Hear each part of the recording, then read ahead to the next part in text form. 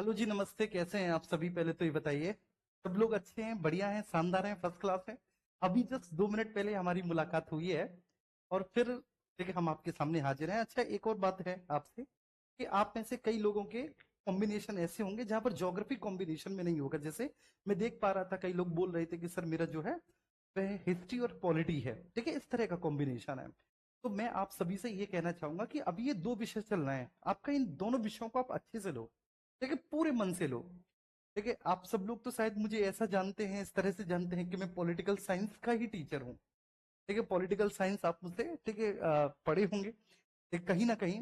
लेकिन आप history geography मुझसे बहुत कम पढ़े होंगे या फिर नहीं पढ़े होंगे, तो इसलिए मैं हिस्ट्री ज्योग्राफी आपको पढ़ा रहा हूँ। ठीक है, पॉलिटिकल साइंस और इकोनॉमी का जो शेड्यूल है सैटरडे को है। बात समझ में आ रही है? और वो मैं आपको बताऊंगा।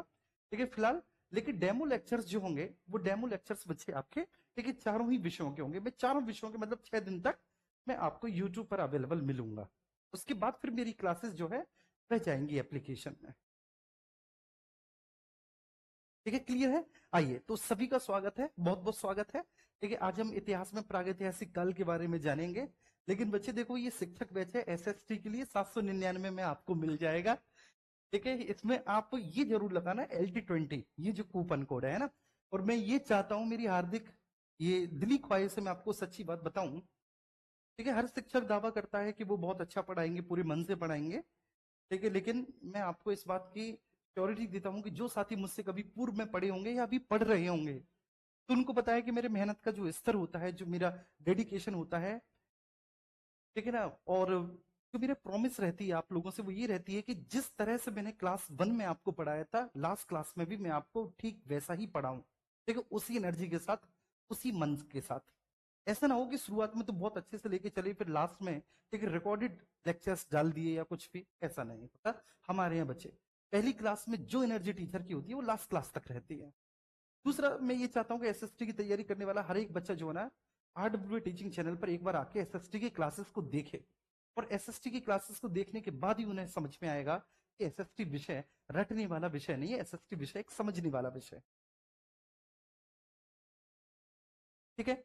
हाँ, अगर आवाज आपको थोड़ी सी मेरी स्लो आ रही है तो आप लोग ईयरफोन लगा लो भाई, ऐसा कर लो। मैं थोड़ा धीरे भी बोलता हूँ, ऐसा भी है। ठीक है, ये मैंने आपको बता दिया। चलिए, ये इतिहास का आपका सिलेबस है। इतिहास में अगर हम बात करें, देखो सबसे पहला चैप्टर है भारतीय प्रागैतिहासिक संस्कृतियों की प्रमुख विशेषताएं। ये पीडीएफ आपको मिलेगी और उस पीडीएफ में सिलेबस भी आपको मिलेगा। जब ये सिलेबस आपको मिलेगा तो आप अच्छे से सिलेबस देखिए। फिर सिंधु घाटी की सभ्यता है, वैदिक सभ्यता है, धार्मिक आंदोलन है। उसके बाद फिर जी मौर्य काल है आपका। और फिर हम बात करेंगे गुप्त वंश का राजनीतिक इतिहास है, चोल काल के बारे में है, दक्षिण भारत के प्रमुख राजवंशों के बारे में चर्चा है, दिल्ली सल्तनत है, मुगल है, मध्यकाल है पूरा। और फिर इसमें जो है ना आधुनिक शिक्षा का विस्तार, ये सब आपका पूरा सिलेबस है हिस्ट्री का। ठीक है, हिस्ट्री बहुत मजा आने वाला है आपको, हिस्ट्री में बहुत जबरदस्त तरीके से, आप विश्वास कीजिएगा। तो हिस्ट्री में आप सभी का स्वागत है। और अब हम लोग चर्चा करेंगे। ठीक है, जो हमारा सबसे पहला चैप्टर है आज का, प्रागैतिहासिक काल। प्रागैतिहासिक काल में हम लोग मानव विकास, ठीक है, ये पढ़ेंगे कि मानव का विकास कैसे हुआ। और मानव विकास से संबंधित दो प्रकार के सिद्धांत हैं, एक है एकात्मक उद्गम का सिद्धांत, यूनिटरी ओरिजिन, और दूसरा होता है समांतर उद्गम का सिद्धांत, जिसको हम पैरेलल ओरिजिन की थ्योरी बोलते हैं। फिर हम मानवों के वर्ग देखेंगे। ऑस्ट्रेलोपिथेकस अफ्रिकनस, होमो इरेक्टस, होमो सेपियन, निंडरथाल, होमो सेपियन सेपियन। फिर पाषाण काल, पूरा पाषाण काल, मध्य पाषाण काल, नव पाषाण काल, ताम्र पाषाण काल, लोह काल। ये सभी हम देखेंगे। ठीक है ना। एक एक टॉपिक को, उसके भीतर के सब टॉपिक को बहुत अच्छे से हम लोग समझेंगे। तो सब लोग बहुत अच्छे से तैयार रहना और समझना। आइए, तो हम लोग यहाँ पर बढ़ते हैं। ठीक है, सबसे पहले हम लोग बात करेंगे मानव विकास। लेकिन मानव विकास पे बात करने से पहले ठीक है, मैं बात करना चाहूंगा कि आप यहाँ पर समझें कि एक शब्द है आपका इतिहास। इतिहास, इसका अर्थ क्या होता है इतिहास का? What is the mean of history? इतिहास का मतलब क्या है? तो ये जो बच्चे हिंदी शब्द आप देख रहे हो ना, इतिहास, ये हिंदी शब्द आपका इतिहास, ठीक है, संस्कृत के एक्चुअली 3 शब्दों से मिलकर बना है। जब आप इतिहास को तोड़ोगे तो यहां से निकल कर आएगा इति, आ और आस। ये इस तरह से निकल कर आएगा। संस्कृत में इति का मतलब क्या होता है? ऐसा ही। आ का मतलब होता है निश्चित रूप से, ऐसा ही, निश्चित रूप से, और आज का अर्थ होता है हाँ। तो एक ऐसा विषय जो ये बताए कि ऐसा ही निश्चित रूप से था, उसको हम क्या कहते हैं? इतिहास कहते हैं। मेरी बात समझ में आ रही है? तो जो विषय हमें इस बारे में जानकारी देता हो कि भाई अतीत में ऐसा ही था, तो उस विषय को हम लोग क्या कहेंगे? इतिहास कहेंगे। लेकिन इतिहास की विभिन्न विद्वानों ने बहुत सारी परिभाषाएं दी, लेकिन सबसे बेस्ट परिभाषा इतिहास की जो मुझे लगी, वो एक ब्रिटिश हिस्टोरियन है जिनका नाम है एच सी कार। देखिए कार साहब की परिभाषा, एच सी कार, उनकी परिभाषा मुझे बहुत अच्छी लगी। वो कहते हैं कि इतिहास अतीत और वर्तमान के बीच में होने वाला संवाद है, जिससे हमारा भविष्य प्रकाशित होता है। फॉर एग्जाम्पल, ठीक है, देखो, ठीक है, सब लोग जानते हैं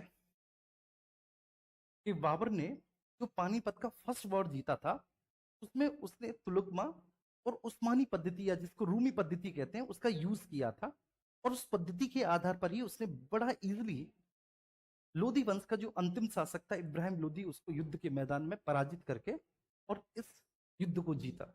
और जबरदस्त युद्ध कौशल उसने दिखाया। तो इसलिए पूछा भी जाता है इतिहास में कि भाई बाबर की भारत विजय के सर्व प्रमुख कारण क्या थे? तो उसकी युद्ध पद्धति, जिसमें तुगलक रूमी या उस्मानी पद्धति था। फिर अगले साल बाबर ने 1527 में, ठीक है, खानवा का युद्ध लड़ा, जो कि राणा संग्राम सिंह के साथ था। राणा संग्राम सिंह बहुत अच्छे से जानते थे कि बाबर के पास तुलुकमाया रूमी पद्धति है, और उसका एंटीडोट उनके पास था तुलुकमाया रूमी पद्धति का। वो सीख कर आए थे, तो उनकी सेना के पास वो व्यू था, वो सिस्टम था कि वो बाबर की उस पद्धति को निस्तानाबूद कर देते। लेकिन वहां पर बाबर ने दूसरी स्ट्रेटजी अपनाई, और वो क्या कि सुबह के समय राणा संग्राम सिंह की सोती हुई सेना पर अचानक से नदी पार करके और बहुत तेजी के साथ हमला कर दिया। और इतना जबरदस्त हमला था कि सैनिक इससे पहले समझ पाते, राणा संग्राम सिंह की आधी सेना खत्म की जा चुकी थी, बर्बाद की जा चुकी थी। क्लियर है? अब देखो, अगर बाबर उसी तुलकमा या रूमी पद्धति से राणा संग्राम सिंह से लड़ता, तो राणा संग्राम सिंह बड़ा इजीली जीत जाते, क्योंकि संग्राम सिंह ठीक कर आए थे कि इस पद्धति को, ठीक है, कैसे एंटीडोट करना है, ठीक है, आखिर इस पद्धति को कैसे निस्तानाबूद करना है। तो ये ध्यान रखना, ठीक है। उन्हें क्यों पता था? क्योंकि अतीत में बाबर के द्वारा लड़े गए युद्धों से उन्होंने ये बात सीखी थी कि बाबर किस प्रकार की युद्ध कौशल, किस नीति को अपनाता है। तो इतिहास क्या है? अतीत। अतीत मीन्स योर पास्ट। इतिहास क्या है? अतीत और वर्तमान के बीच में निरंतर होने वाला संवाद है। फॉर एग्जाम्पल, जैसे मान के चलिए, फॉर एग्जाम्पल, मैं एग्जाम्पल दे रहा हूं, थोड़ा बीच में हंसी मजाक भी चलेगी मेरी क्लास में। मेरी क्लास बहुत गंभीर नहीं होने वाली, एक बात ध्यान रखना। जैसे किसी की गर्लफ्रेंड ने धोखा दे दिया, आप में से कोई है राज, और राज की गर्लफ्रेंड ने राज को धोखा दे दिया। ठीक है, किसी भी कारण बस धोखा दिया हो, कोई भी कारण हो सकता है। लेकिन अब क्या है कि जब धोखा दे दिया तो ब्रेकअप हो गया।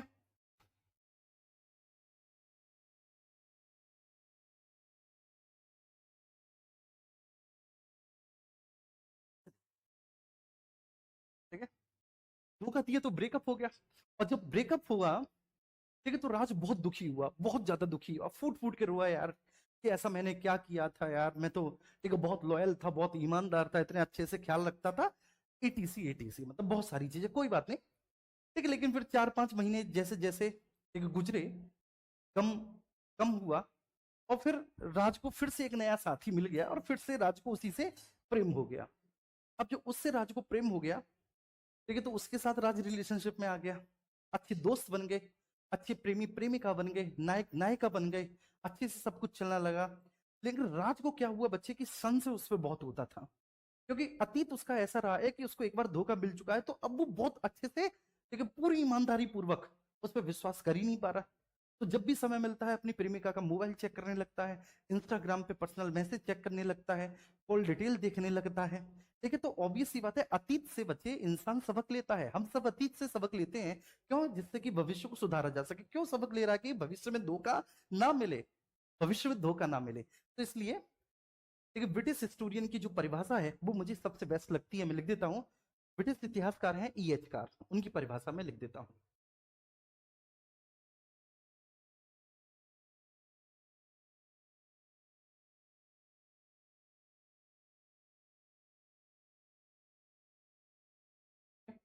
जिनका नाम है ई एच कार।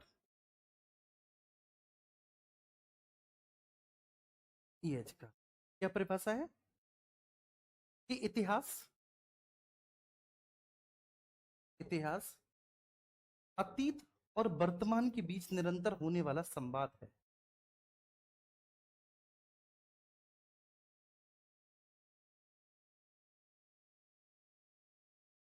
अतीत और वर्तमान के मध्य निरंतर होने वाला संवाद है,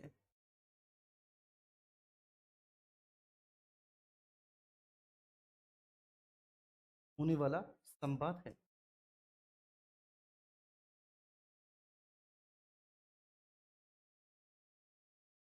जिससे कि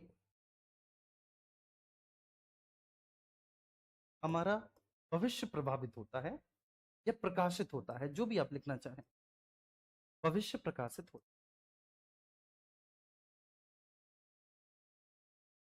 होता है। एक छोटा सा एग्जांपल मैं आपको बता रहा हूं।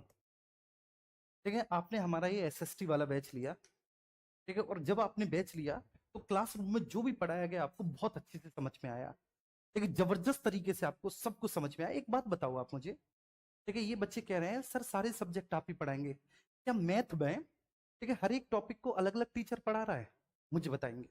क्या होम साइंस में अलग टॉपिक को, ठीक है, हर एक टीचर अलग अलग रूप से पढ़ा रहा है? तो एसएसटी भी एक विषय है, उस विषय में आपका हिस्ट्री है, ठीक है, एसएसटी पूरा एक विषय है जिसमें हिस्ट्री, ज्योग्राफी, पॉलिटी, इकोनॉमी, और वो एक ही शिक्षक पढ़ाता है मेरे भाई। अब मैं क्या करूं कि औरों पे एक विषय के अलावा दूसरा पढ़ाना नहीं आ रहा, तो इसमें मेरी क्या गलती? एक बात बताओ भाई, मुझ पे तो आ रहे हैं सारे। अब जैसे किसी भी टीचर का मैथ में, ठीक है, आप मान के चलिए कि प्रॉफिट एंड लॉस अच्छा है, लेकिन नंबर सिस्टम अच्छा नहीं है, तो नंबर सिस्टम के लिए उसने किसी दूसरे शिक्षक को बुला लिया क्योंकि उस पर आता नहीं। ऐसे ही किसी और दूसरे प्लेटफॉर्म पे भाई किसी भी टीचर को नहीं आ रहा पॉलिटिकल साइंस पढ़ाना, ठीक है, पॉलिटिकल साइंस के लिए उन्होंने दूसरा टीचर ले लिया, हिस्ट्री के लिए दूसरा टीचर ले लिया, तो मैं क्या करूं भाई, मेरे तो चारों विषय अच्छे हैं ना। ठीक है, तो ये आपका एक वहम है मेरे प्यारे बच्चे। ठीक है,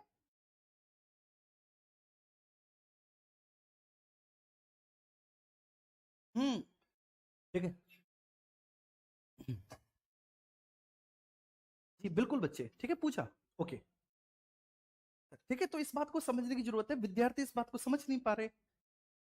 हाँ बिल्कुल, ठीक है, मैं ही पढ़ाऊंगा, आप चिंता ना करो, तभी मुझे जिम्मेदारी मिली है ये। ठीक है, मैं ही पढ़ाऊंगा, ठीक है, बहुत अच्छे से, तो ध्यान रखो। तो इतिहास क्या है? जिससे हमारा भविष्य प्रकाशित होता है, अतीत और वर्तमान के बीच में निरंतर होने वाला एक संवाद है, जिससे क्या हो रहा है, हमारा भविष्य प्रकाशित हो रहा है, इसको इतिहास कहते हैं।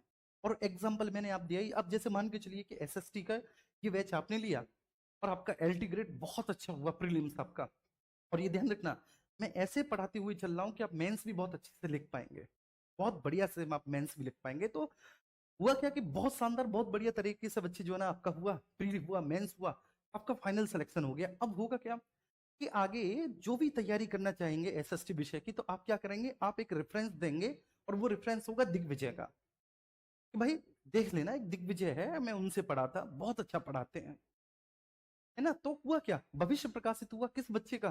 ठीक है, उसका, ठीक है, जो अब आगे चलकर कभी एसएसटी विषय के साथ टीजीटी या एलटी ग्रेड या फिर अन्य एग्जाम्स की तैयारी करना चाह रहा है। ठीक है, किसके अनुभव से? आपके अतीत के अनुभव से, क्योंकि आपने अतीत में उस टीचर से पढ़ा था और उसने पूरे मनोभाव से बहुत अच्छे से पढ़ाया था। यही इतिहास है, ठीक, यही बोलते हैं। तो इतिहास, इति मीन्स ऐसा ही, हाँ मीन्स निश्चित रूप से, और आस माने था। तो जो ये विषय बता दे कि ऐसा ही निश्चित रूप से था, उसको क्या कहते हैं? इतिहास। दूसरा, आपकी अगर छोटी सी अनुमति हो तो मैं बीच बीच में चाय के सिप लेता रहूं, है? बताओ भाई, ठीक है भाई, आप लोगों की अगर अनुमति हो तो बता दो मुझे, क्योंकि लगातार, ठीक है ना, इससे पहले मेरी क्लास हुई, अब क्लास है। अरे चिंता ना करो बच्चे, पूरा भरोसा रखो मेरे प्यारे बच्चे, पूरा भरोसा रखो। आप जितना सोच रहे हो उससे ज्यादा आपको पढ़ने को मिलेगा यहाँ पर। थैंक यू भाई, थैंक यू बेटा, thank you so much, thank you. ठीक है, उससे ज्यादा मिलेगा आपको, आप विश्वास मानिए। देखिए ईएच का, अब आगे बढ़ेंगे। देखिए आगे बढ़ने के क्रम में हुआ क्या कि इतिहास को बच्चे हम लिपि के विकास के आधार पर तीन भागों में बांटते हैं। Please be focused. इतिहास को हम क्या करते हैं? इतिहास को हम on the basis of the script, लिपि के विकास के आधार पर तीन भागों में बांटते हैं। तो मैं यहां पर लिख देता हूं, ठीक है, ब्रैकेट में, लिपि के विकास के आधार पर।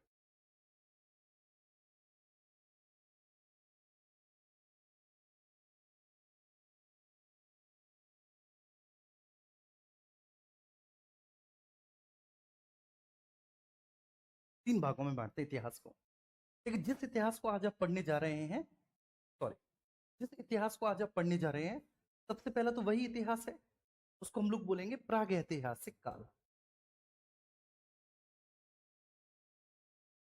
प्रागैतिहासिक काल मतलब प्री हिस्टोरिक पीरियड।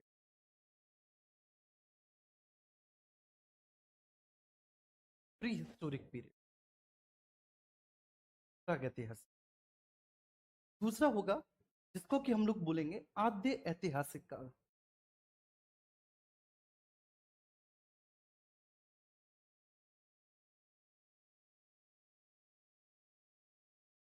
आद्य ऐतिहासिक काल means proto historic period. Proto historic period, sorry माफ करना,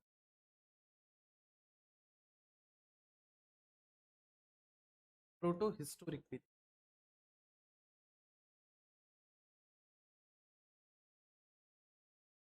आद्य ऐतिहासिक काल। और तीसरा हुआ आपका जिसको हम लोग बोलते हैं हिस्टोरिक पीरियड, ऐतिहासिक काल। ऐतिहासिक काल, हिस्टोरिक पीरियड। ठीक है, तो मेरे प्यारे बच्चे आप लोग इस बात को समझना कि लिपि के विकास के आधार पर इतिहास को कितने भागों में बांटा गया? 3 भागों में बांटा गया। डब्ल्यू भी बोल रहे हैं सर, प्रागैतिहासिक, आद्य ऐतिहासिक, ऐतिहासिक। अब लिपि और भाषा दोनों में अंतर क्या होता है, इसको आपको समझना है। ठीक है, what is the difference between लिपि एंड लैंग्वेज? देखो, सबसे पहले आप भाषा समझो। लैंग्वेज, बच्चे लैंग्वेज क्या है? भाषा क्या है? भाषा अभिव्यक्ति का एक माध्यम है। अभिव्यक्ति का एक माध्यम है, it's a medium of expression. अभिव्यक्ति का एक माध्यम है। ठीक है, भाषा जैसे आपको भी हिंदी आती है, मुझको भी हिंदी आती है, तो हम आपस में एक दूसरे से, ठीक है, क्या कर सकते हैं बच्चे? संवाद कर सकते हैं, कन्वर्जेशन कर सकते हैं आपस में एक दूसरे से। अगर आपको और मुझको हिंदी दोनों आ रही है, ठीक है, तो मैं अपने विचारों को अभिव्यक्त कर सकता हूं और आप मेरे विचारों को बहुत अच्छे से समझ सकते हैं। जैसे कि अभी क्लास में चल रहा है, देखिए अभी क्या चल रहा है, देखिए अभी भाषा के माध्यम से हम और आपके बीच में एक संवाद चल रहा है। ठीक है, और वो संवाद ये चल रहा है कि मैं आप सबसे बोल रहा हूँ कि प्रिय मेरे छोटे बहन भाइयों, मैं आप सभी को बहुत प्रेम करता हूँ, बहुत प्यार है, बहुत आशीर्वाद है आप सभी के लिए, ठीक है, मेरे द्वारा। तो आप सब इस बात को समझ पा रहे हैं, क्यों? क्योंकि मेरे विचारों की जो अभिव्यक्ति हो रही है वो एक ऐसे माध्यम के रूप में हो रही है जिसको आप बहुत अच्छे से समझते हैं, तो वो भाषा हो गया। ठीक है, अब यहाँ पर दूसरी चीज आती है कि भैया जी लिपि क्या होती है, स्क्रिप्ट क्या है?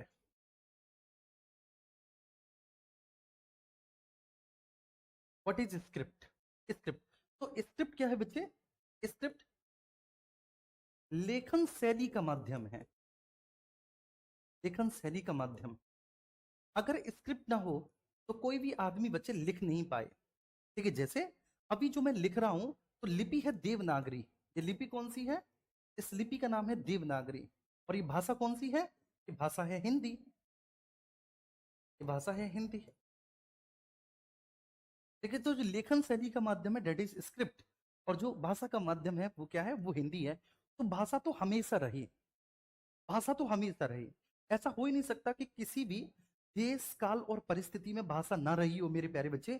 भाषा तो जरूर रही होगी, देखिए तभी तो लोग आपस में एक दूसरे से संवाद कर पाते होंगे, कन्वर्जेशन कर पाते होंगे, अपने विचारों को व्यक्त कर पाते होंगे, अभिव्यक्त कर पाते होंगे, एक दूसरे की भावनाओं को समझ पाते होंगे। ठीक है, अब ध्यान रखना, ठीक है, भाषा सांकेतिक भी हो सकती है। जैसे कभी कभी आप इशारों में भी बातचीत कर लेते हो। अरे बोलो यार, ठीक है, भाषा सांकेतिक भी हो सकती है ना, इशारे इशारों में बातचीत हो जाती है, तीसरे को पता भी नहीं चल पाता। देखिए अक्सर ऐसी बातें, देखिए आप लोग कर लेते होंगे।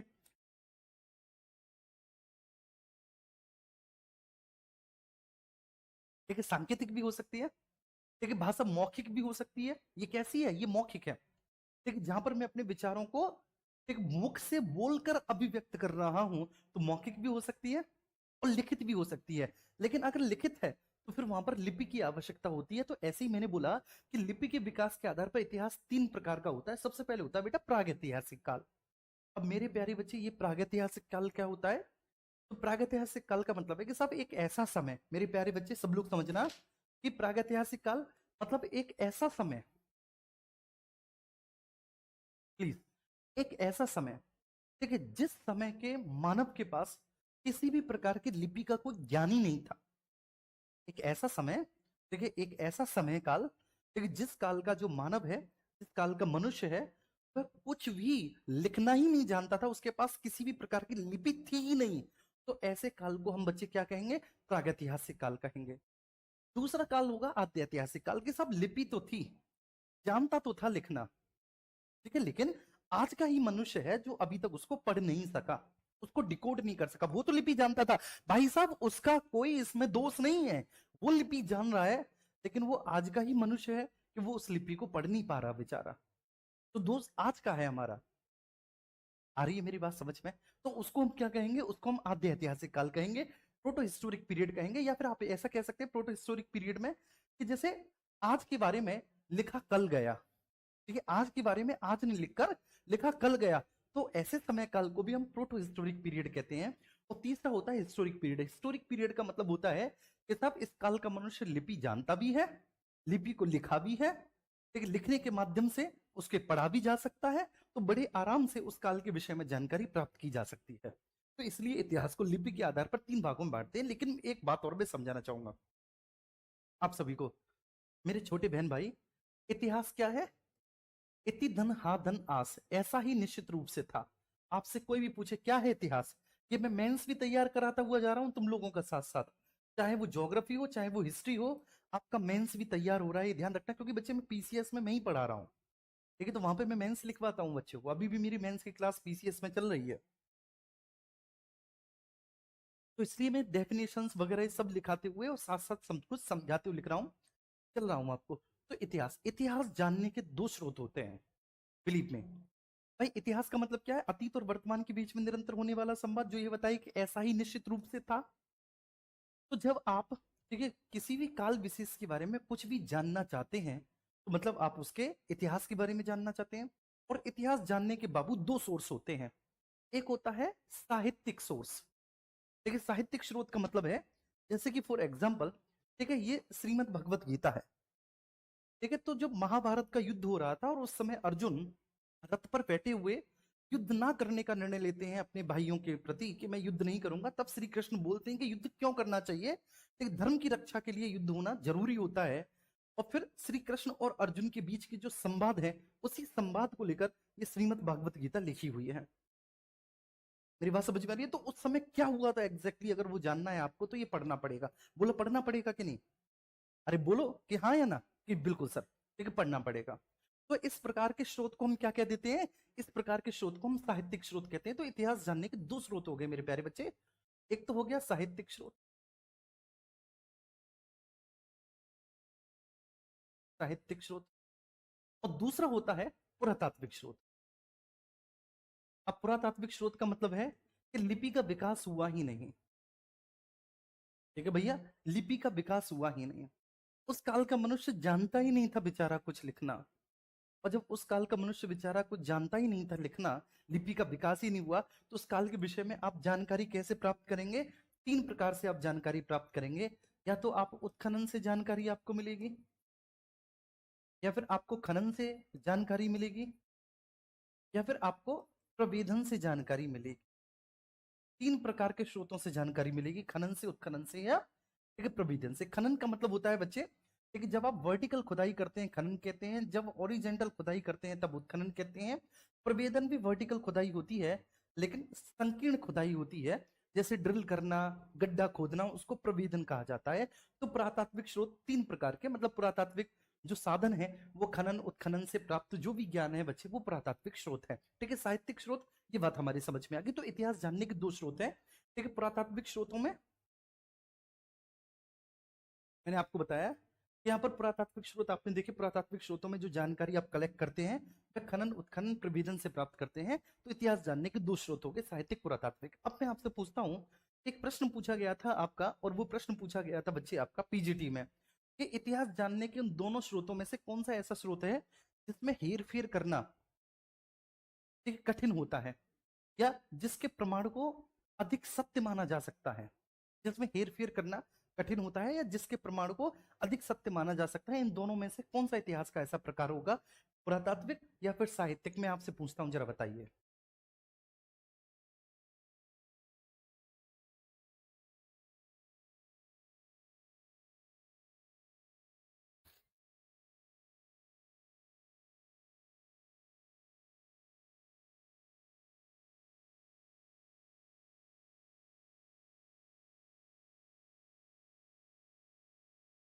गलत। ऑलराउंडर प्लेटफॉर्म करके एक भैया हैं, उन्होंने दिया है गलत। हाँ, यादव अर्चना है। यादव अर्चना बिल्कुल सही हो बच्चे तुम। ठीक है, बहुत अच्छे। पुरातात्विक स्रोत, पुरातात्विक स्रोतों के जो प्रमाण हैं वो अधिक सत्य माने जाते हैं। बहुत अच्छे बच्चे, अधिक सत्य माने जाते हैं, इसका मतलब है कि आप समझदार हैं, आपको पढ़ाने में आनंद आने वाला है। अधिक सत्य माने जाते हैं, अधिक प्रमाणिक माने जाते हैं।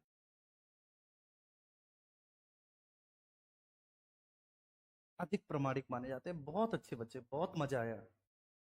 सच में अधिक प्रमाणिक माने जाते हैं, क्योंकि इनमें हेर फेर परिवर्तन करना, ठीक है ना, नेक्स्ट टू इम्पॉसिबल कह सकते हैं, या फिर आप कंपैरेटिवली, ठीक है, बहुत कठिन होता है। साहित्यिक स्रोतों में बड़े आराम से।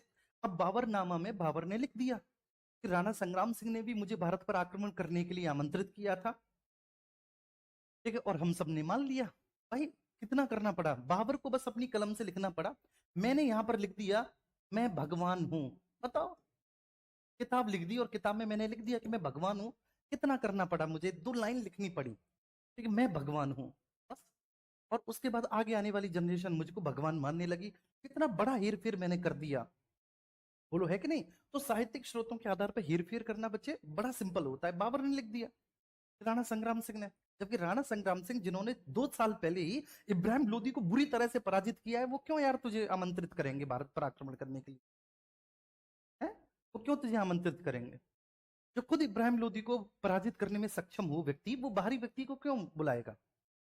ठीक है, तो बाबर ने ऐसा इसलिए लिखा क्योंकि वह भारत में अपनी विजय को सही ठहराना चाहता था।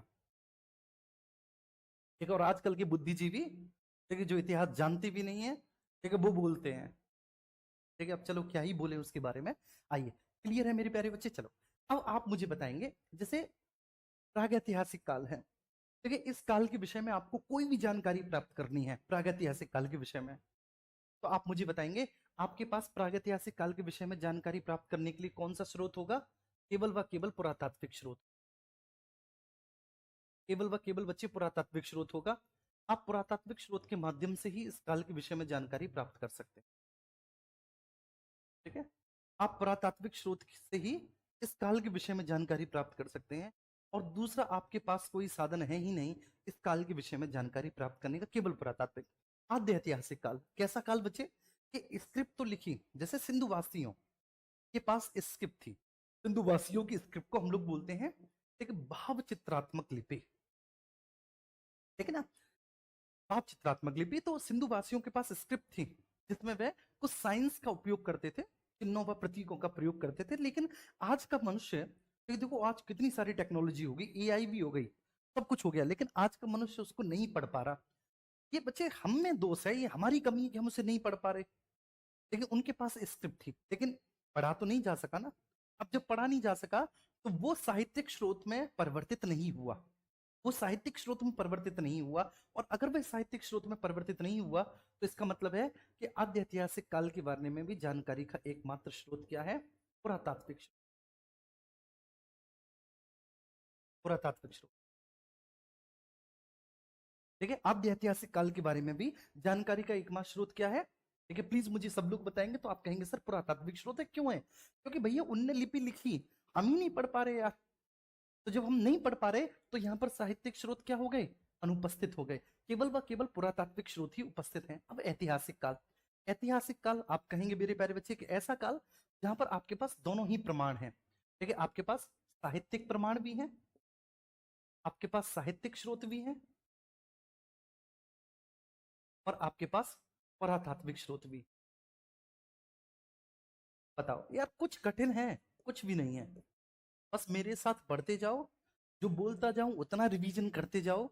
ठीक है, एसएसटी आपका ऐसा हो जाएगा कि या तो आपका एलटी ग्रेड में हो ही जाएगा, नहीं तो यूपी टीजीटी आने वाला है बच्चे। देखो उसमें आपका कोई सिलेक्शन रोकने वाला नहीं है, मैं दावे के साथ बोल रहा हूँ। तो जितना बोलूं चुपचाप पढ़ते जाओ, ज्यादा दिमाग मत लगाओ। ठीक है, जी हाँ बेटा, मेंस को ध्यान में रखकर, ठीक है, जब भी तो मैं ले रहा हूँ।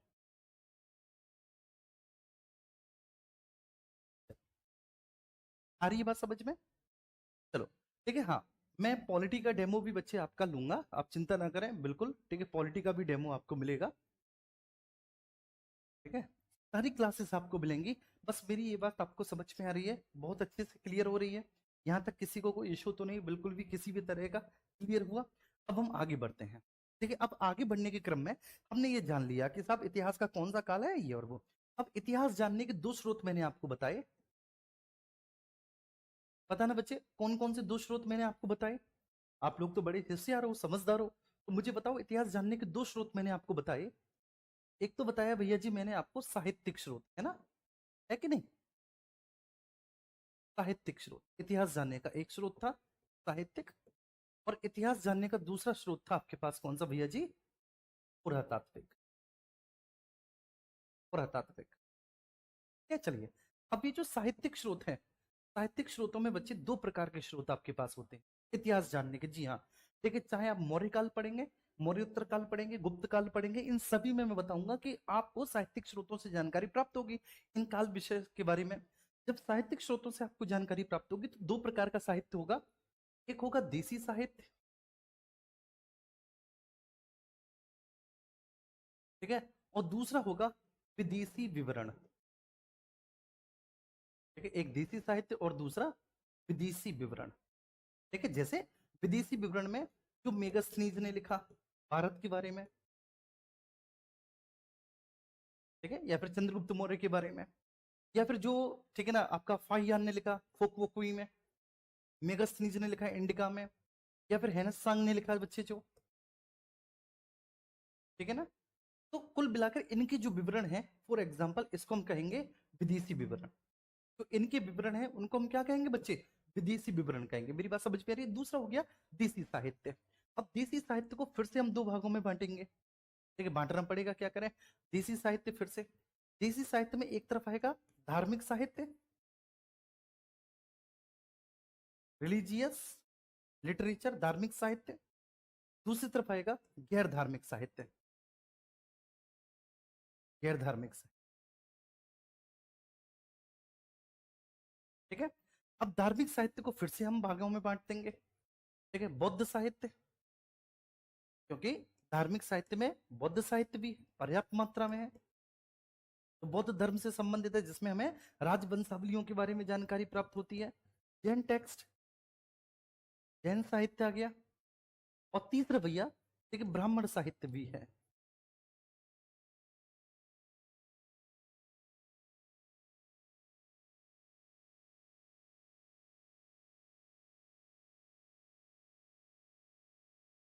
ब्राह्मण साहित्य भी है। चलिए, क्या मेरी बात समझ में आ रही है? तो यही सब आपकी मेंस की विषय वस्तु है। यही सब आपसे पूछा जाएगा बच्चे के देसी साहित्य को भी आप दो भागों में बांट देंगे, धार्मिक गैर धार्मिक में। ठीक है, अच्छा। अब आप आ जाते हैं पुरातात्विक।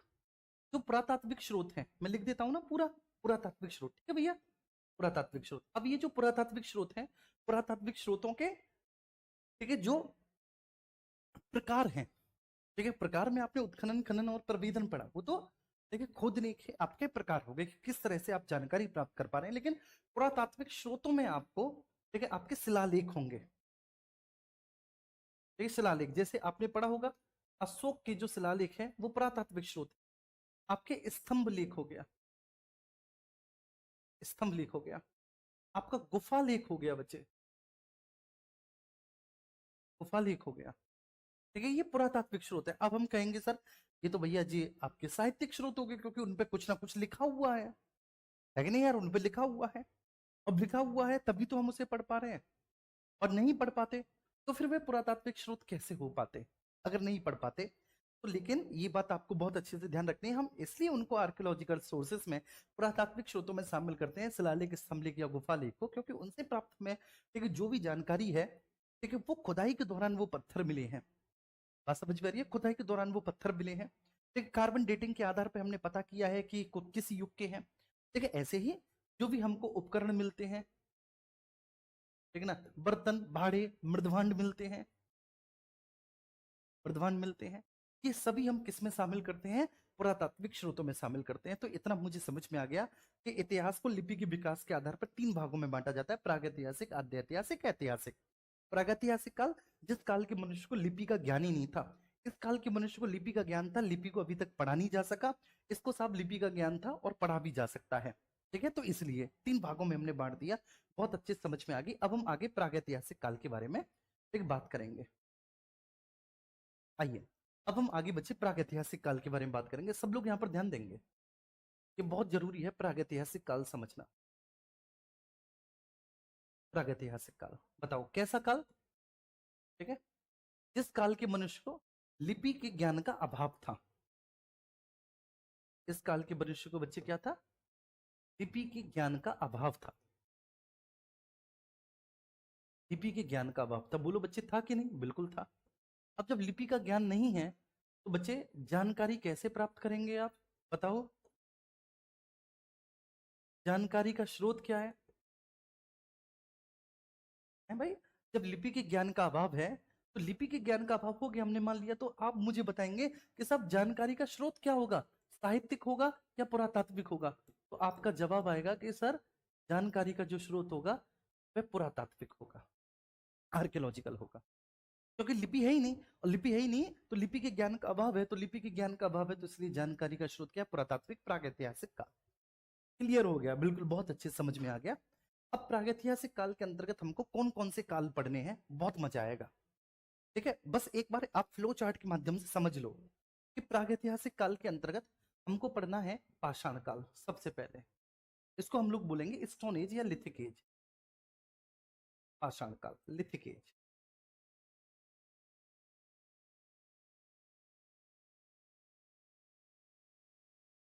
पाषाण काल, ये हमें पढ़ना है। पाषाण काल को हम 3 भागों में बांटते हैं।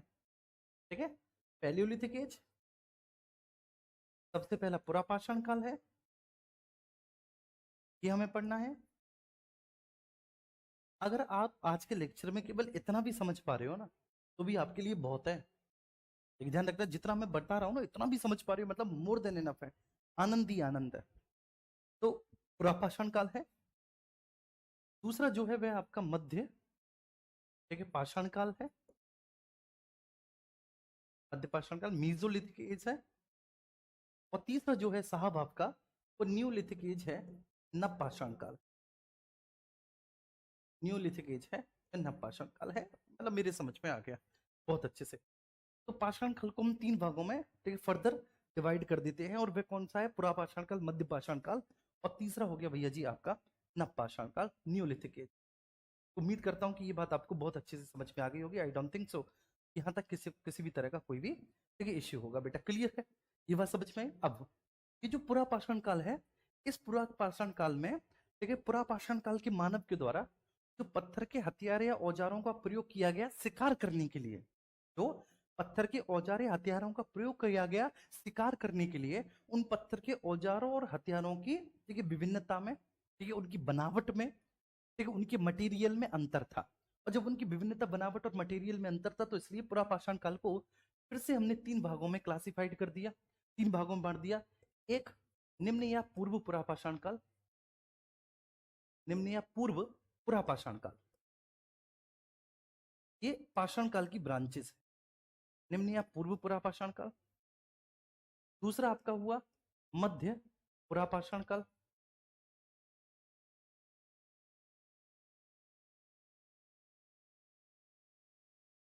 मध्य पुरापाषाण काल। और तीसरा हुआ आपका, ठीक है, उच्च या उत्तर, माफ करना, उच्च या उत्तर पुरापाषाण काल। उच्च या उत्तर पुरापाषाण,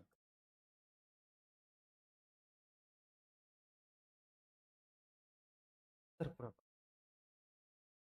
ठीक है जी, आइए बात समझ में सभी को, यहाँ तक कोई इश्यू तो नहीं किसी को। तो सब हमने प्रागैतिहासिक काल को, सबसे पहले प्रागैतिहासिक काल में हम क्या पढ़ेंगे? हम पाषाण काल पढ़ेंगे। पाषाण काल को हम 3 भागों में बांटते हैं। हम सब बचपन से पढ़ते हुए आए हैं यार, पाषाण काल को 3 भागों में बांटा जाता है। ठीक है, वो 3 भाग कौन कौन से हैं? पुरापाषाण काल, मध्य पाषाण काल और नव पाषाण काल। हम सबको इस बारे में बहुत अच्छे से जानकारी है, बहुत विशेष जानकारी है, छोटी मोटी नहीं है। ठीक है, लेकिन फिर पुरापाषाण काल को 3 भागों में बांटते हैं, क्यों? ठीक है, क्यों हम पढ़ते हैं इसको 3 भागों में? तो साहब इसलिए पढ़ते हैं 3 भागों में क्योंकि जो पत्थर के उपकरण थे, जो पत्थर के औजार थे जिनसे मनुष्य शिकार करता था, उनकी बनावट में, उनके ठीक है ना प्रयोग में, ठीक है वो पत्थर के औजार किस प्रकार के पत्थर के बने हुए थे, उनकी संरचना कैसी थी, ठीक है उसमें अंतर था। तो इसलिए हमने इसको फिर से 3 भागों में बांट दिया। बात करो, फिर से 3 भागों में बांट दिया। अब पाषाण काल के बाद, ठीक है पाषाण काल में नवपाषाण काल तक है। अब नवपाषाण काल तक मनुष्य को किसी प्रकार की कोई धातु का ज्ञान नहीं था, तुम्हारी कसम। नवपाषाण काल तक वो किसी भी धातु का प्रयोग करना जानता ही नहीं था, किसी धातु से परिचित नहीं था। पहली बार भाई साहब उसने तामित धातु की खोज की। खोज और आविष्कार में अंतर आपसे पूछा गया है, ये ध्यान रखना। किसमें? पीजीटी में। पीजीटी हिस्ट्री में आप प्रश्न उठा के देखना, खोज और आविष्कार में अंतर पूछा गया है। अच्छा, मुझे क्यों पता है बच्चे? क्योंकि मैं हिस्ट्री का स्टूडेंट हूं। बात समझ में आ रही है? अब खोज और आविष्कार में भैया क्या डिफरेंस होगा बताइए मुझे। खोज का मतलब होता है कि पहले से उपस्थित थी। आविष्कार का मतलब है वो चीज पहले से थी नहीं। टेलीविजन का आविष्कार हुआ, पहले से नहीं थी। रेडियो का आविष्कार हुआ, पहले से नहीं था। रिमोट का आविष्कार हुआ भाई साहब, पहले से नहीं था। ठीक है, लेकिन खोज किसकी होती है? ठीक है, जो पहले से उपस्थित थी वो चीज। ठीक है ना? तो जो पहले से उपस्थित थी खोज, बस।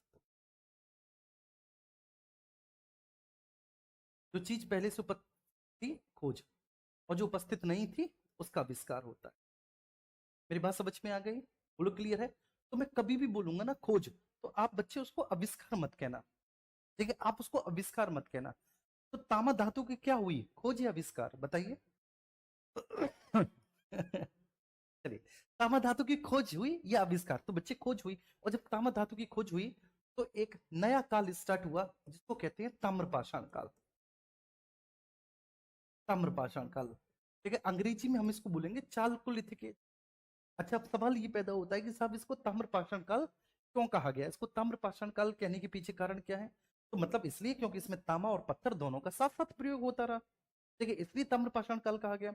जैसे आपने देखा होगा आपके पिताजी के समय पे, ठीक है, एक ऐसा समय चल रहा था कि आपके दादाजी जो थे वो तो धोती कुर्ता पहनते थे, और पिताजी आपके पैंट और शर्ट में आ चुके थे। बात समझ में आ रही है?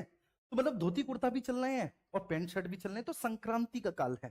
संक्रांति मीन संक्रमण का काल है, कि जहां पर जो नया मानव है, जो नई पीढ़ी है, वह तामा धातु का प्रयोग करना सीख गई है, वह तांबे को अपनाए हुए है, और पुरानी पीढ़ी आज भी पत्थर को त्याग ही नहीं पा रही। पुरानी पीढ़ी आज भी पत्थर को त्याग नहीं पा रही। तो दोनों ही प्रकार के उपकरणों का प्रयोग करके मानव शिकार कर रहा है, अपना जीवन यापन कर रहा है। तो इस प्रकार के काल को हम क्या कहेंगे? बोलो, ताम्रपाषाण काल कहेंगे। ताम्रपाषाण काल कहेंगे। मैं चाहता सिंधु घाटी सभ्यता से स्टार्ट कर देता। मैंने बिल्कुल सबसे पहले चैप्टर से अकॉर्डिंग टू सिलेबस स्टार्ट किया है। मेरी बात आ रही है ना समझ में सभी को? चलिए, अब ताम्रपाषाण काल के बाद मेरे प्यारे भैया आगे चलते हैं, मेरे प्यारे बाबू। देखिए, अब आगे चलने के क्रम में ये बात हमें समझ में आ गई, पुरापाषाण काल, मध्य पाषाण काल, नवपाषाण काल, ताम्रपाषाण काल, मतलब तांबे धातु का वह प्रयोग करना सीख गया, तांबा और पत्थर, लेकिन दोनों का उसने साथ साथ प्रयोग किया, इसलिए हम इसको ताम्रपाषाण काल कहते हैं। अब ताम्रपाषाण काल जो है बच्चे, वो देखो 3 युगों में चला है। देखिए, प्री हड़प्पा, हड़प्पा पूर्व, मतलब ताम्रपाषाण का हड़प्पा से पहले से ही चल रहा था। हड़प्पा से पहले से ताम्रपाषाण काल चल रहा था। ताम्रपाषाण काल नवपाषाण काल के बाद चल रहा है, चल रहा है, चल रहा है, चल रहा है, चल रहा है, चल रहा है। बीच में एक ऐसा काल आया कि हड़प्पा भी उसके साथ साथ चलने लगी, मतलब दो, ठीक है, साथ साथ चल रहे हैं। इधर ताम्रपाषाण काल, इधर हड़प्पा, दोनों साथ साथ चल रहे हैं। तो इसको कहते हैं हड़प्पा समकालीन। ये जब ताम्रपाषाण का हड़प्पा के साथ साथ चल रहा है। और जो हड़प्पा समकालीन है वो कब से कब तक रहा होगा बताएंगे मुझे? तो साहब 2500 1750 ईसा पूर्व। 2500 से लेके 1750 बिफोर क्राइस्ट ईसा पूर्व। लेकिन फिर पता नहीं हड़प्पा खत्म हो गई। देखिए, हड़प्पा बर्बाद हो गई, निस्तनाबूत हो गई, पता नहीं हड़प्पा का क्या हुआ भाई। देखिए, हड़प्पा बीच में ठप हो गई, हड़प्पा सभ्यता। और हड़प्पा के बच्चे खत्म हो जाने के बाद भी ताम्रपाषाण काल फिर भी कंटिन्यू होता रहा। ताम्रपाषाण काल फिर भी चलता रहा। अंतर था, हड़प्पा एक नगरीय सभ्यता थी, नगर नियोजन था, व्यापार प्रधान सभ्यता थी। जबकि जो ताम्रपाषाण संस्कृति थी वो एक ग्रामीण संस्कृति, कृषि एवं पशुपालन आधारित संस्कृति थी। हड़प्पा, ठीक है ना, हड़प्पा का पतन हो गया, लेकिन ताम्रपाषाण काल फिर भी चलता रहा। तो इसको हम कहेंगे हड़प्पा उत्तर। हम इसको क्या कहेंगे? हड़प्पा उत्तर काल, हड़प्पा उत्तर काल। बस बच गई ताम्रपाषाण काल। अब ताम्रपाषाण काल के बाद क्या हुआ कि मनुष्य ने बच्चे तांबे के बाद लोहे का प्रयोग करना सीख गया। अब जब मनुष्य तांबे के बाद लोहे का प्रयोग करना सीख गया तो यहां पर आया लोह संस्कृतियां, लोह काल। लोह काल को फिर से आप दो भागों में बांटेंगे, एक पूर्व वैदिक। पूर्व वैदिक काल में मनुष्य को लोहे का ज्ञान नहीं था, लेकिन लोहे का ज्ञान नहीं था पूर्व वैदिक काल में। और दूसरा उत्तर वैदिक काल। उत्तर वैदिक काल में ही मनुष्य को लोहे का ज्ञान था। तो उत्तर वैदिक कालीन संस्कृति, उत्तर वैदिक कालीन संस्कृति, उत्तर वैदिक काल में ही मनुष्य को लोहे का ज्ञान था।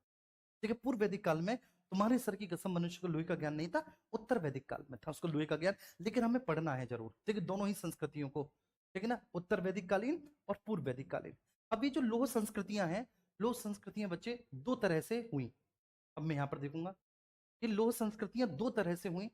लोह संस्कृतियां उत्तर भारत में अलग तरह से जानी गई और लोह संस्कृति बच्चे दक्षिण भारत में अलग तरीके से जानी गई।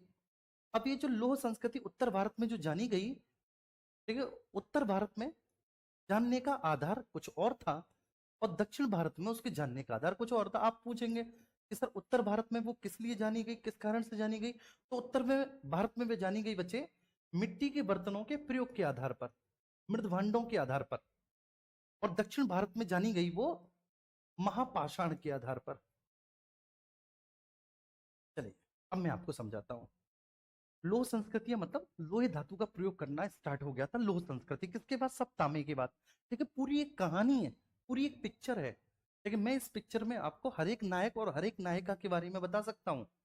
ठीक है, लेकिन अगर मैंने आज ही बता दिया तो तुम लोगों को लगेगा कि मास्टर, ठीक है, बहुत डीप में और बहुत डिटेल में चल रहा है।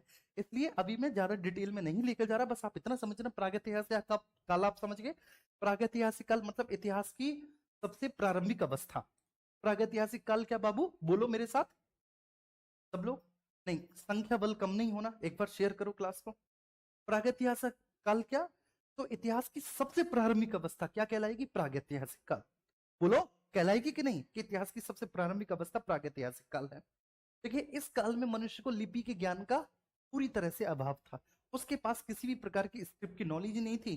और जब लिपि का अभाव नहीं था, पर जब लिपि का अभाव था, है ना, मतलब लिपि का ज्ञान नहीं था और लिपि के ज्ञान का जब अभाव था, तो बड़ा स्वाभाविक है इस काल के विषय में आपको जो भी जानकारी प्राप्त होगी, जानकारी का स्रोत क्या होगा?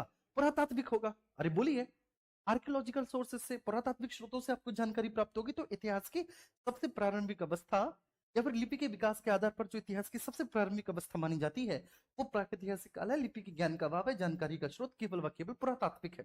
साहित्यिक स्रोत बिल्कुल चुपचाप पड़े हुए हैं क्योंकि मनुष्य को किसी भी तरह की लिपि का कोई ज्ञान नहीं था, मनुष्य लिखना नहीं जानता था। ठीक है, लिपि के ज्ञान का अभाव था। अब इस काल में, प्रागैतिहासिक काल में, सबसे पहले हम बात करेंगे लिथिक एज के बारे में। ठीक है, इस पाषाण काल को हम तीन भागों में बांटते हैं। ठीक है, तीन भागों में। जैसे आप एक बताओ, सबसे पहले टीवी आई, तो टीवी पता है इतनी बड़ी टीवी होती थी भाई साहब, इतनी बड़ी टीवी, एक बक्सा होता था पूरा। टीवी नहीं होती थी, पूरा बक्सा होता था, भारी भरकम। और उसमें पीछे ऐसी पूंछ सी और निकली हुई होती थी जिसको सीआरटी कहते थे, कैथोड रेज ट्यूब कहते थे। आपने पढ़ा होगा, अगर आपने साइंस पढ़ी होगी, नहीं पढ़ी बाद में जान दो, देखा होगा। फिर टीवी और छोटी हुई, देखिए, स्लिम होती गई। उसके बाद और स्लिम हुई, और स्लिम हुई, और स्लिम। आज के डेट में इतनी सी टीवी है, इतनी स्लिम हो चुकी है, हो सकता है कि कल को बच्चे ऐसा हो कि दीवार पे ही टीवी चल जाए। देखिए, तो ये क्या है? एक सेकंड रुकेंगे, बहुत अच्छे।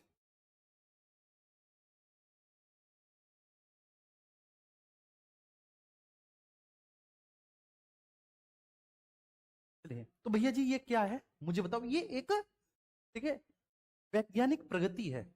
ये क्या है? एक वैज्ञानिक प्रगति है, ठीक है, जो समय विशेष के आधार पर हुए। पहले बड़े टीवी, फिर और छोटे, फिर और छोटे, फिर और छोटे, ऐसे ही टेलीविजन। ठीक है, टेलीविजन, सॉरी, ऐसे ही टेलीफोन। टेलीफोन आपने देखा था पहले, बहुत बड़ा टेलीफोन इंस्ट्रूमेंट होता था, बहुत बड़ा टेलीफोन इंस्ट्रूमेंट, और उसमें भी ऐसे करना पड़ता था, ड्रूम ड्रूम ड्रूम, ठीक है, और इस तरह से खटक खटक खटक फिर फोन मिलता था। फिर और छोटे हो गए जो टेलीफोन इंस्ट्रूमेंट है, फिर और छोटे हो गए। आज की डेट में भाई साहब तुम देखो, ये रहा। ठीक है, अब इसमें तुम सब कर रहे हो, मूवी तुम इसमें देख रहे हो, फोन तुम इससे कर रहे हो, बातचीत तुम इससे कर रहे हो, सब कुछ इससे कर रहे हो। कितना पतला है, देखो यार कितना पतला है। देखो, और भी छोटा हो सकता है, इतना सा भी हो सकता है, और है भी। तो ये क्या है, वैज्ञानिक प्रगति हुई है, धीरे धीरे वैज्ञानिक क्रांति हुई। तो ठीक वैसे ही देखिए, मनुष्य के विकास की सबसे प्रारंभिक अवस्था जो है, मैंने क्या बोला, मनुष्य के विकास की सबसे प्रारंभिक अवस्था जो है वह पुरापाषाण काल है। पुरापाषाण काल क्यों बोला? देखो, हमने पाषाण काल को पाषाण काल के नाम से क्यों जाना मेरे प्यारे बच्चे? क्योंकि पत्थर इस काल विशेष की प्रमुख संस्कृति है। पत्थर इस काल विशेष की प्रमुख विशेषता है। आप कहेंगे कि साहब, पत्थर किसी भी काल विशेष की प्रमुख संस्कृति अथवा प्रमुख विशेषता कैसी हो सकती है, जरा समझाओ भाई। पत्थर किसी भी काल विशेष की प्रमुख संस्कृति या प्रमुख विशेषता आखिर कैसे हो सकती है मेरे प्यारे बच्चे? हो सकती है क्योंकि इस काल का मानव पत्थर के बने हुए उपकरणों के आधार पर शिकार करता था, शिकार करके जीवन यापन करता था, और जीवन यापन करना ही उसकी प्राइमरी नीड थी। अब लेकिन जीवन यापन करना उसकी प्राइमरी नीड थी, जीवन यापन कर किससे रहा है बच्चे? देखिए, पत्थर के बने हुए उपकरणों के आधार पर, तो इसलिए पत्थर ही प्रमुख संस्कृति है।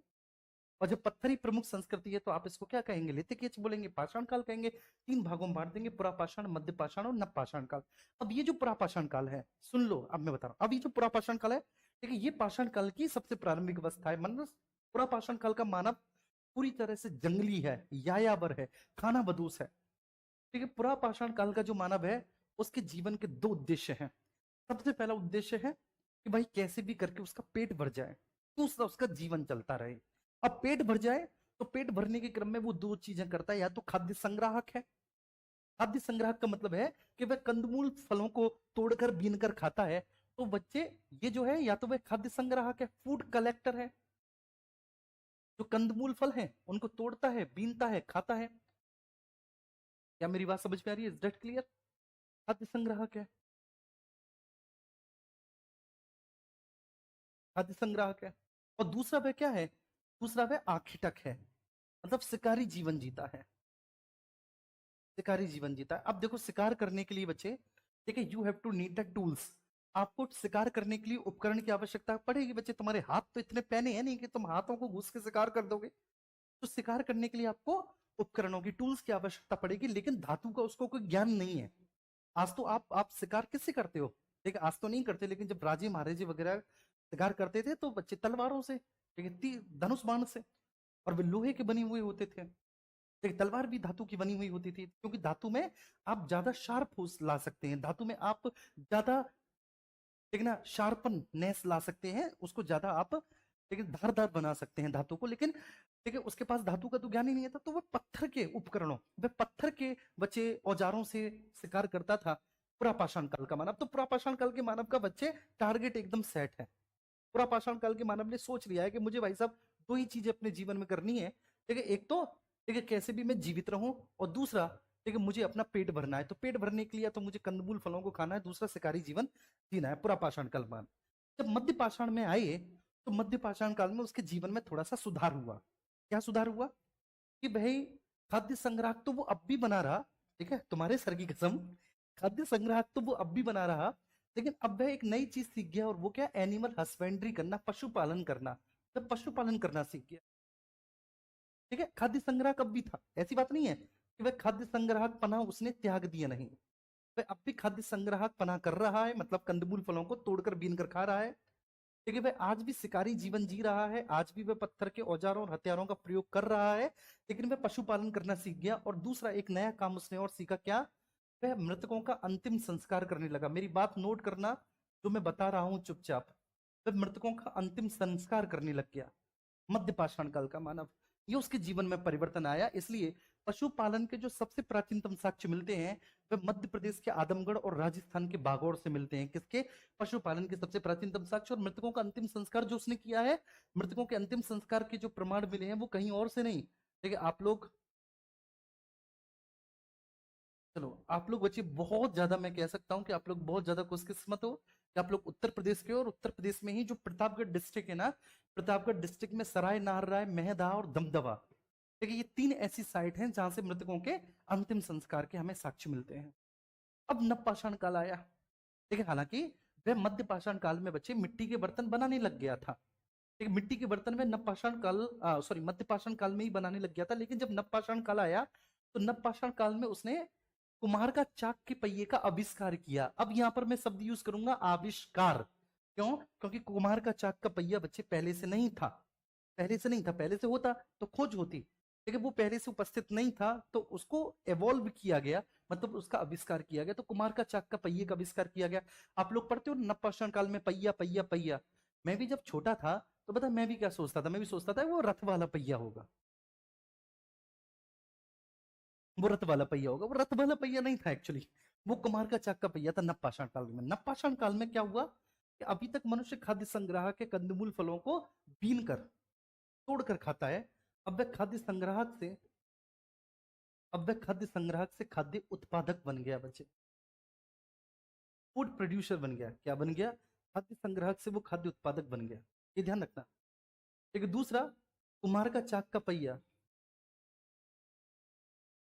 कुम्हार का चाक का पहिया, ठीक है, अब उस पर मिट्टी के बर्तन बनने लगे। और सबसे बड़ी बात क्या है कि स्थायी आवास की परंपरा विकसित कि बच्चे, स्थायी आवास की परंपरा विकसित।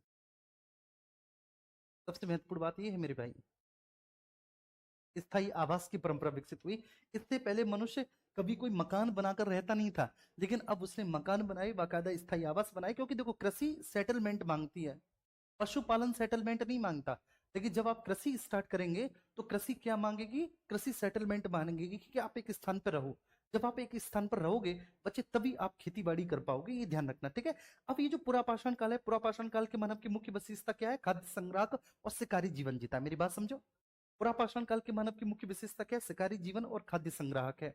मध्य पाषाण काल का मानव शिकारी पशुपालन, वो शिकारी तो है ही, पहले से ही है, खाद्य संग्राहक भी पहले से है। नई चीज सीख गया है क्या? पशुपालन करना। और पशुपालन के सबसे प्राचीनतम प्रमाण कहाँ से मिलते हैं? मध्य प्रदेश के आदमगढ़, राजस्थान के बागौर से। और सबसे पहले जो पालतू बनाया जाने वाला पशु था वह कौन था? कुत्ता था, जो सबसे पहले पालतू बनाया गया। ठीक है। और नवपाषाण काल में वो खाद्य उत्पादक हो गया। कुम्हार का चाक का पहिया, स्थायी आवास की परंपरा। मतलब ये आप कह सकते हैं क्रांति का काल था एक्चुअली। जो नियोलिथिक एज था, नवपाषाण काल था। अब फिर से पुरापाषाण काल पे लौटे। पुरापाषाण काल में देखिए हमने फिर से इस काल को 3 भागों में बांटा। क्या जरूरत थी? इसलिए हमने कि पत्थर के जो औजार हैं, जो उपकरण हैं, उनके प्रयोग के आधार पर हमने इसको 3 भागों में बांटा, पुरापाषाण काल को। अब इसमें से जो सबसे पहला वाला भाग है निम्न या पूर्व पुरापाषाण काल, लेकिन निम्न या पूर्व पुरापाषाण काल को भी फिर से हम 2 भागों में बांटते हैं। मतलब इस काल के जो उपकरण होंगे वो एकदम रफ होंगे, देखिए एकदम इनिशियल फेज में होंगे और पूरी तरह से नेचुरल होंगे। देखिए निम्न अथवा पूर्व पुरापाषाण काल के उपकरणों को हम 2 भागों में बांटते हैं। जो उत्तर भारत में मिले हैं उपकरण, उसको हम लोग कहते हैं chopper chopping payable, chopper chopping payable.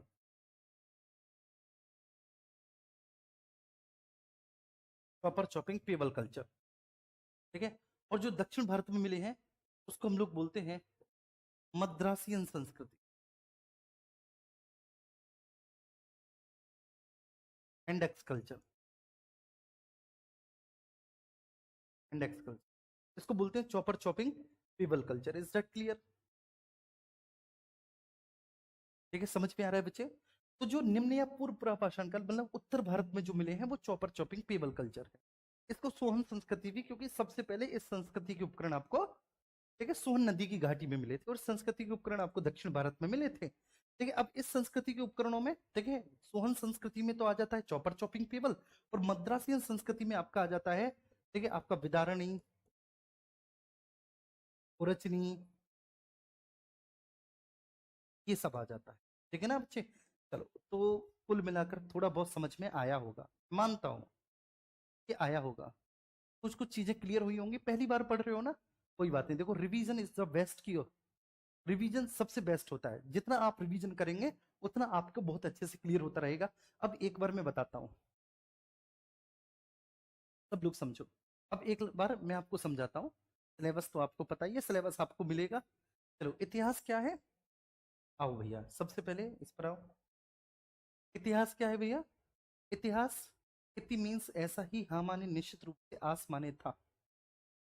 ऐसा ही निश्चित रूप से था, जो विषय ये बताए कि भाई ऐसा ही निश्चित रूप से था, उसको हम इतिहास कहते हैं। ठीक है। एक ब्रिटिश हिस्टोरियन हुए E.H. कार, उनकी परिभाषा मुझे सबसे अच्छी लगती है, आप विश्वास मानिएगा।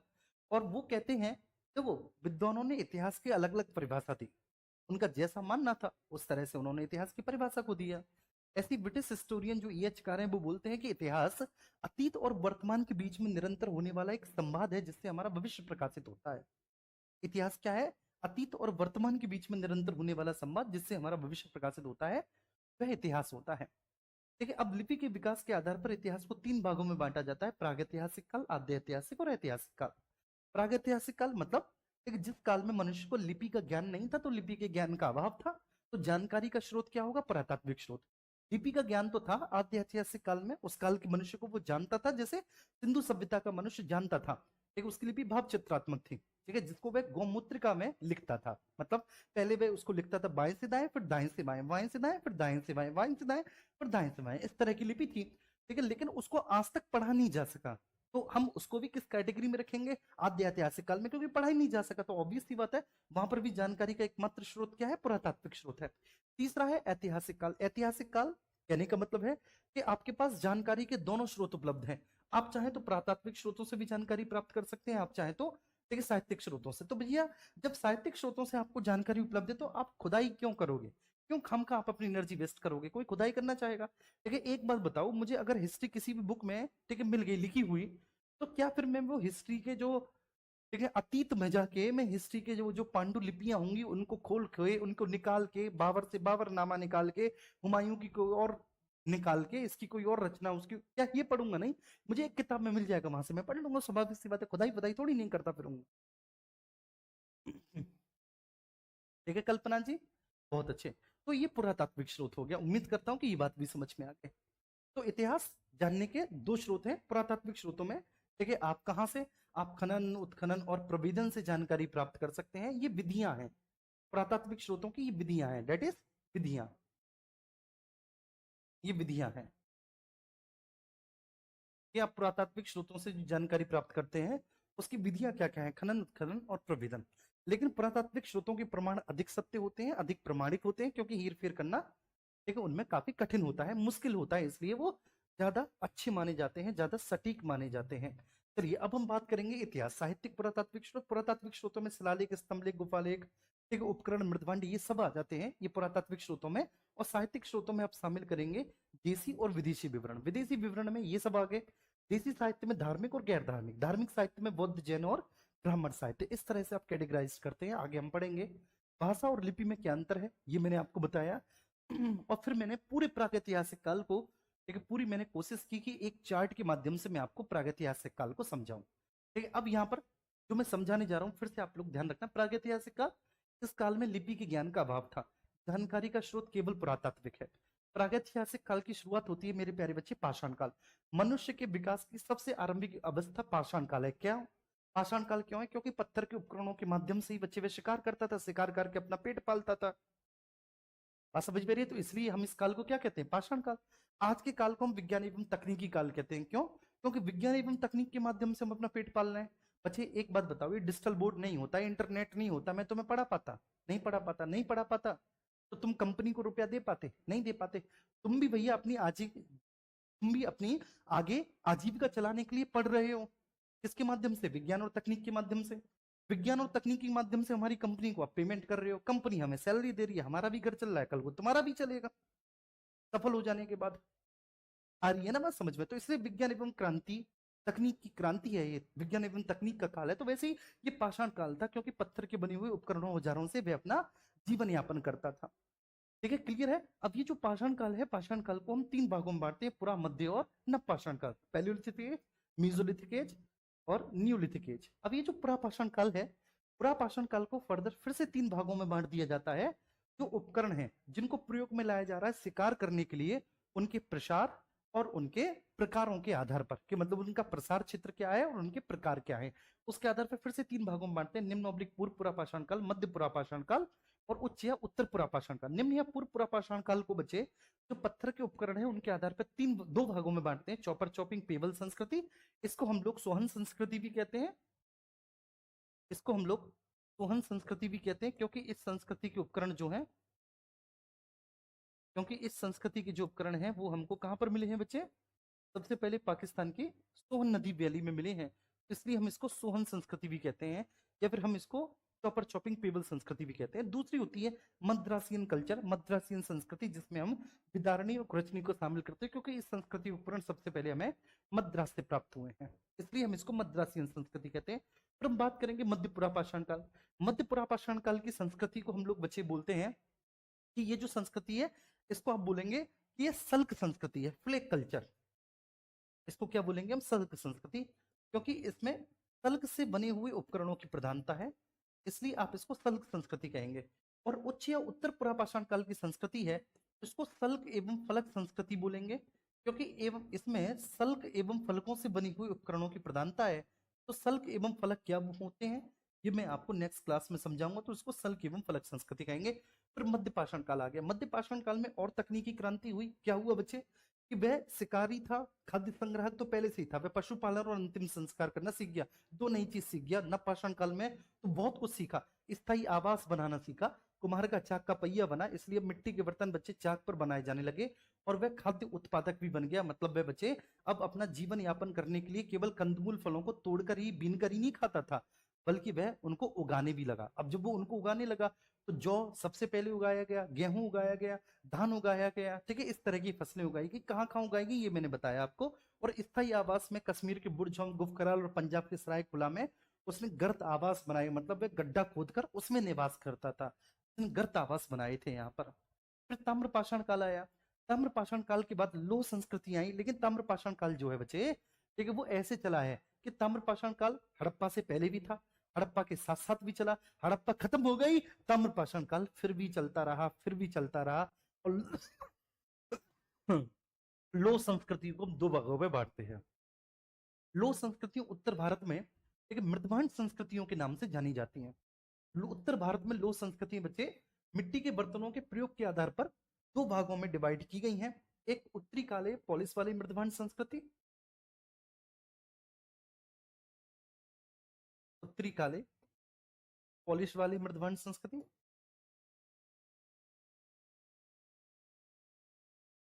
मृदभांड, और दूसरे चित्रित दूसरा मृदभांड।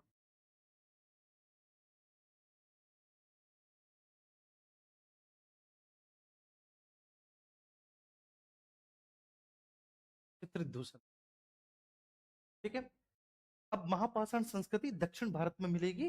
मतलब दक्षिण भारत की महापाषाण संस्कृति क्यों कहते हैं, ये प्रश्न पूछा गया है बच्चे, इसलिए क्योंकि मृतक जो है, मतलब किसी भी व्यक्ति का कोई भी सगा संबंधी मर जाता था, तो मृतक